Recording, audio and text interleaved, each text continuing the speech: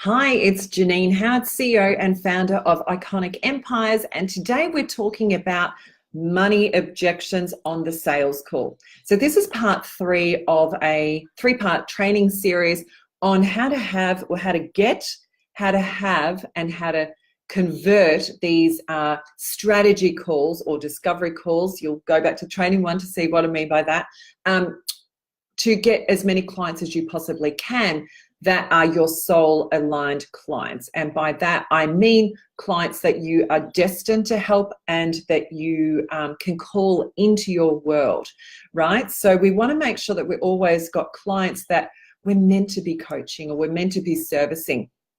Because if we ever try and be salesy in bringing clients in to work with us, we actually end up dragging them around, right? So I remember I heard from one of my coaches a while ago, they said, if you drag a client in to work with you, you will end up dragging them around the entire time. So you want them to come into your services and products with a strong decision from themselves, not from you, right? So go back to part 1 and part 2 of the training to recap on how to get those people onto those calls, because by the way, it's the fastest path to cash when you're doing online. And then what to actually say in that call to be getting them to have a congruent yes along the way, and to making sure that you want to serve the client, can serve the client, and that they want to work with you. So now we're going to talk about how to handle the money conversation, because I guess this is the part of the call where you'll be doing the most amount of coaching. As a general on these calls, we're not really coaching people. We are helping them get clarity. We're getting them clarity on what they want, what they don't want, and what's stopping them from getting what they want.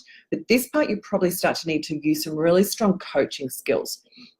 So again, there is a workbook that goes with this. So a lot of this I'm walking through with the workbook so that it is a really sequential order for you to go and do this at your own pace, all right?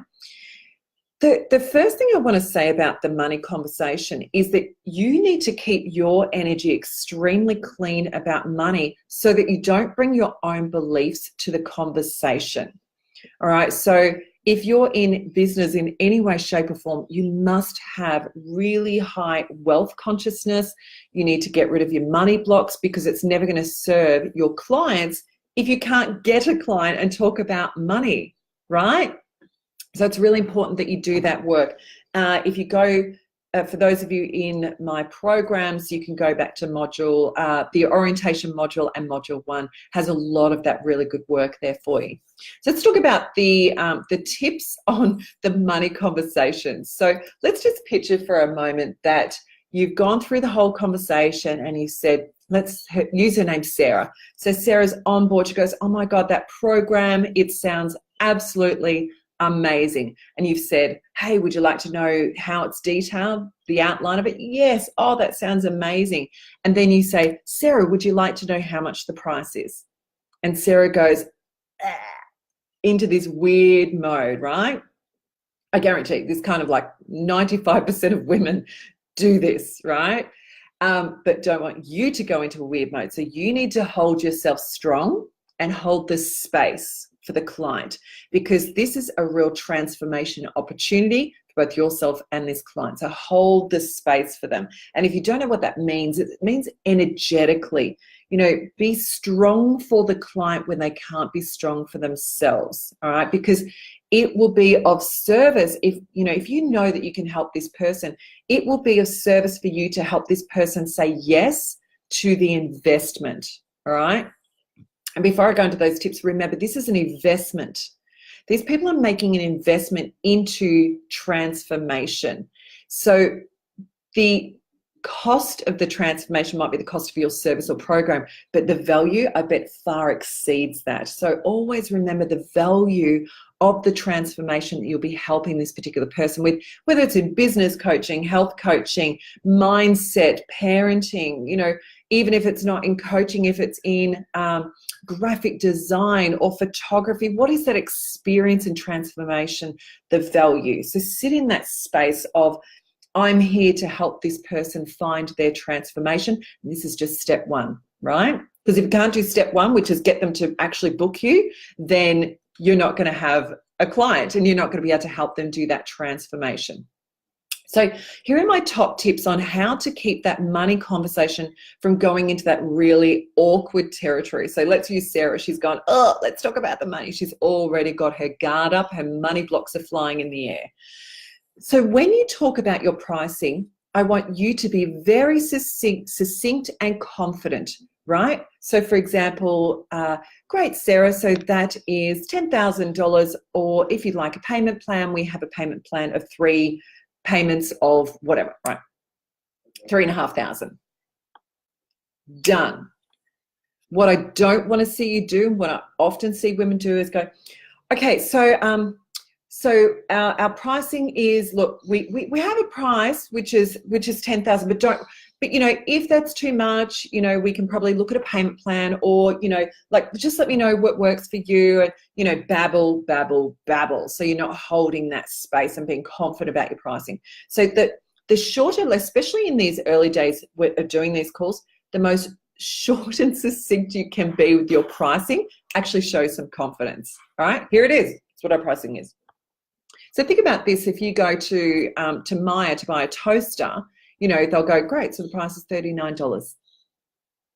That's it, right? So they're not saying, oh, well, it used to be $59, but it's this and that, blah, blah, blah. Just be very, very clear and succinct, and it gives us a nice base from where to go next if there tends to be some money objections coming up. All right, the other thing is for you to remain detached from the outcome of the conversation whilst holding the attention for the client to say yes if it's the right fit. All right, so you don't want to be sitting in your head, right, starting to go, oh, I bet you Sarah can't afford this. Oh, I think that's going to be too much. I think she's going to say no. Because you know what your thoughts are become, right? So you don't want to preempt, create a paradigm about what this client can afford. It is none of your business. All right. And by thinking those thoughts, you energetically could put it out to Sarah that she starts losing confidence in herself, even if some ways she thought she could do it and now she can't, but she doesn't even know why she can't. Right. It's because you haven't held that strong space that she can do this. Right. I will also say number 3, my tip is that if you believe the best outcome for your client is to take the program, you know, don't go into that proving mode at all. This is, you know, no proving, no justifying. You need to have the client actually decide for themselves that the money is worth it, right? So this is not where you speak. We're hardly speaking. We've told them the price. That's it. But if the client, say Sarah says, oh, look, I'm just not sure if, you know, if I can afford that, or I don't have the money, all of those kind of things, you might then just switch gear, right? You want to take her out of lack mentality, because she'll go down a line that's just not pretty. So you might ask questions like, Sarah, if it wasn't for the money, would you love to take this program, right? See how we're getting her to go, yes, right? We're getting her back into forward movement, not going backwards. Ask things like, why would you love to take this program? Right, so you need her to start verbalizing for herself why she needs this. So then you might say, what would your business or life or, you know, photos or whatever look like after this program? So we've moved away from the money thing because it's got nothing to do with money. What would your life and business look like after this? So get them to tell you, right? You're not telling them anything. And then you'd ask something like, how would it feel if things stayed as they are for the next 6 months, 12 months, whatever? You know, so if you're selling a house, for example, you know, how would it make you feel if this property doesn't sell in the next 6 months, or it doesn't sell for the price, right? So you get them to reiterate why they need this program and service. The next section here is, how else could you have the client realize the coaching or the program or the package is something they desire? So what other things can you ask them to have them tell you why they want it? I sometimes say to people, you know, why do you want me to be your coach? You know, why not someone else? And make sure, you know, this is not an opportunity for you to go into like scarce mode of, other people, the competition or anything like that. If this client's not meant to be yours, they will go somewhere else, and that is the best thing. Everything is what it is. But question them, like, why do you want me? Why have you chosen me to be your coach? And so again, they're affirming for themselves why they should be taking this program, service, etc. All right. Now, let's dive into some of the most common phrases that you are going to hear from people. One might be, I can't afford it at the moment. Now, that is not actually what the client's saying, right? What the client is actually saying is underneath the surface, and it might be that they don't think they're worth investing in, right? See how that's a really subtle difference, that it's not about you, it's not about the program, it's actually about themselves. So they actually don't think they're worthy of investing in themselves. So if that's the language that they've used, I can't afford it at the moment, you can actually start diving into, okay, so where else do you not invest in yourself? Do you invest in yourself with time? Do you invest in yourself with hair, makeup, self-care? Where else are you not investing in yourself? So that's where it gets a bit coachy. But this is the best coaching that you can do for a client, really calling them on this kind of stuff. One question I do get, I love this question. It is, look, I'll have to ask my husband. Now, that's a red flag to a bull to me, because I'm like, okay, so is your husband in your business? Usually the answer is no. Okay, great. Where else do you let your husband make decisions for you, right? And you'll have them sort of come back, oh, no, it's not that, we just make decisions together, etc. And look, by the way, I actually get that, and I will say that to client, I'll go, look, I actually get that. But is this more about you wanting permission from someone else to invest? Or are you going to trust yourself? And so you might even ask something like, if you were trusting yourself, what decision would you make? And the answer is usually yes. Okay, great. So is it actually in your best interest of your higher self to go and ask someone else for permission to be able to invest? Because it doesn't have to be the husband, right? The husband could be like, when we're a little girl, we ask our mummy for permission. All right, so this is where you've got to dive right under. Where else in their lives are they not trusting themselves to make decisions? Some people might say, I love this one, I'm just not ready. The timing isn't right. I'm going on holidays, maybe after Christmas, all of that. Look, what the client's actually saying is, I'm afraid of committing to myself and what I really need and what I need to do to have success, right? So you can question that and you can go, so where else are you not taking action? Where else are you not committing? How long have you not committed to yourself for? How long are you prepared to still not commit to yourself for, right? How long is this going to go on? Nikki was saying the other day, so Nikki's doing sales for us, she said to a client, if not now, when? Like, that's such a simple but powerful question. If not now, when? Because there's never a good time. There's never a good time to have a baby. There's never a good time to buy a house. There's never a good time to, go into business. There's never a good time. There's never the perfect little window of opportunity for anything. But how much do you want it? This is what you need to be questioning that client. How much do you want this? And also conversely, how long are you prepared to not take forward action, right? One of the other questions might be, I need to think about it, right? So with this is actually not about the client here, right? This is actually about you, and I don't believe you've done your job well enough. So if a client says, oh, look, I'll have to think about it, they're actually saying, I don't have all the information to make a clear decision, right? Does that make sense? So if they're like, oh, I don't know. Somewhere along the line, they haven't fully understood what it is for them, because really at this point you should be able to push the client, push is the wrong word, but get a client to say yes or no, because they will know, right? So they will, like, at this point know whether this is for them or it's not for them. So if they are still thinking about it, I don't know,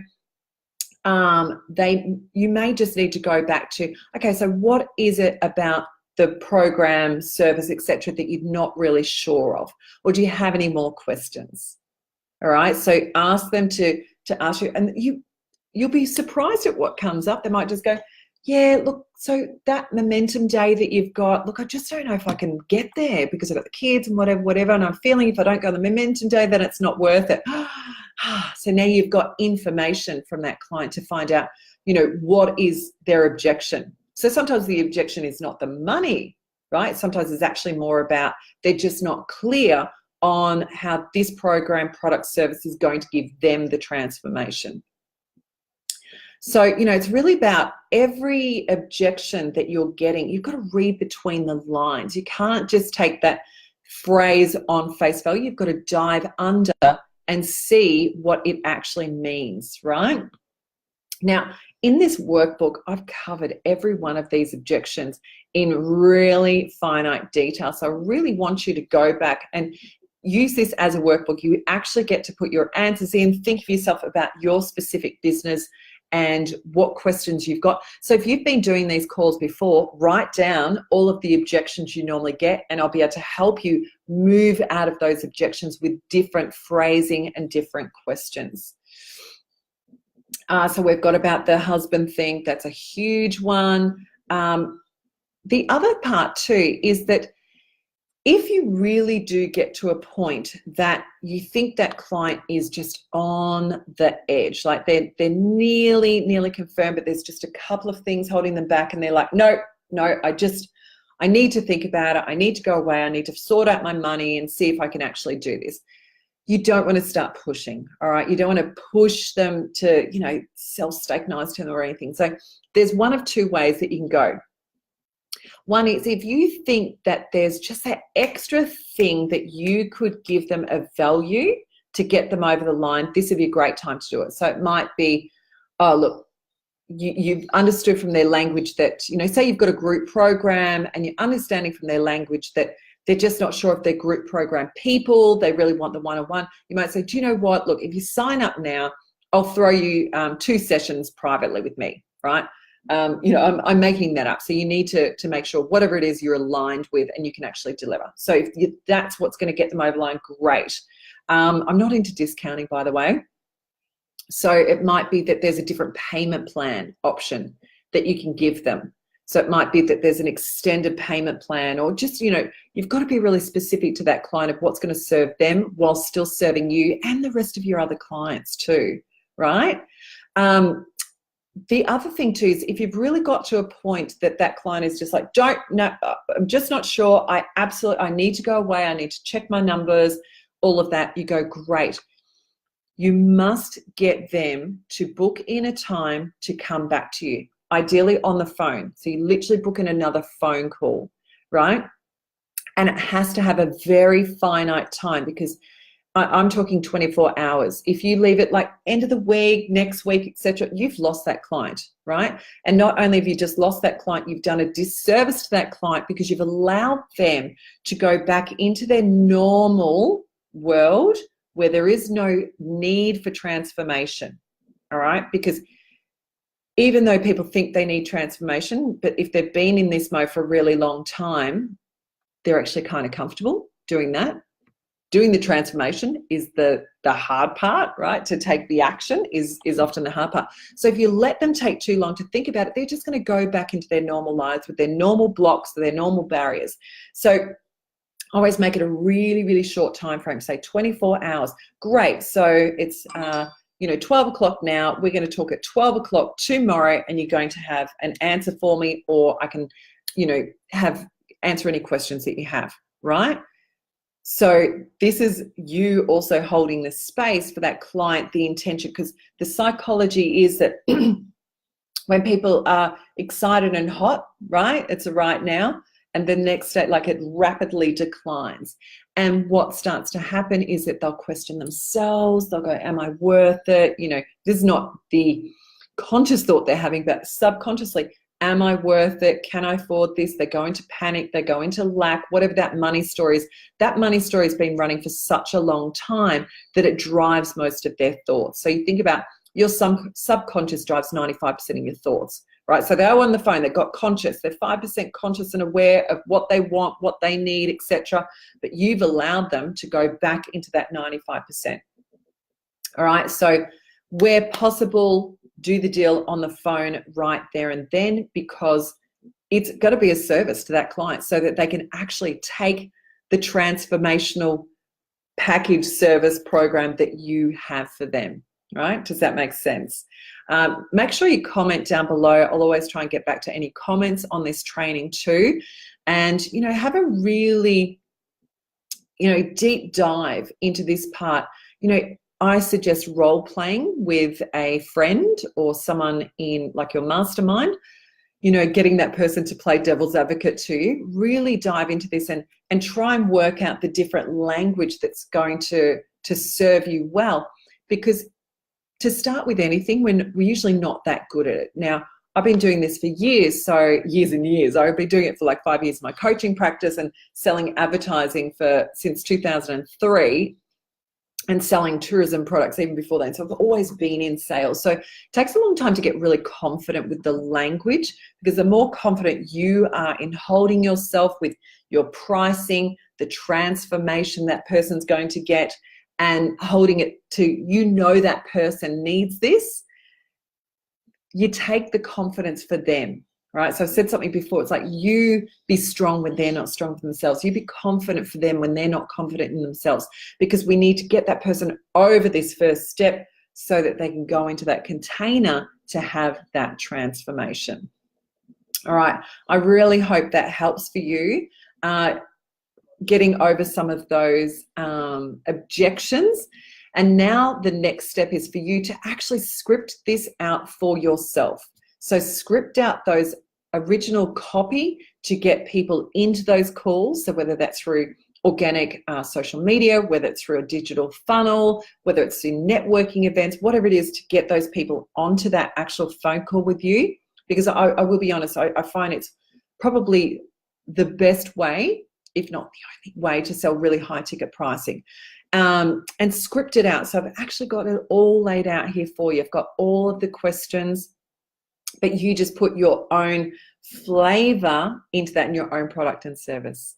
All right, so here is to you showing up to the world with your gifts and talents so that you have people come on board and experience your products, your coaching, your training, your services, so that you can actually make transformation and impact in the world, right? So this is what it's about. It's not about selling. Right? It's not just about selling anything to anyone. It's about you finding your soul-aligned clients and helping them transition into your products or services that are going to be beneficial to them. All right. Good luck. Comment below. Let me know how you enjoyed the training, and we'll be back soon with some more training for you. Ciao.